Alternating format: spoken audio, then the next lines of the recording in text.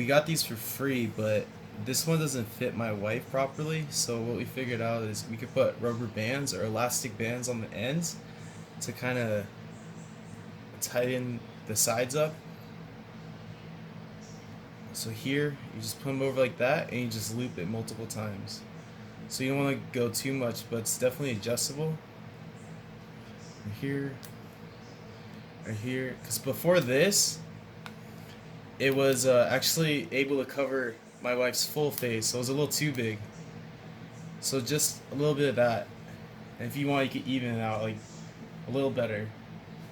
So we'll put this on her. Don't end it. Don't end it. Put it on.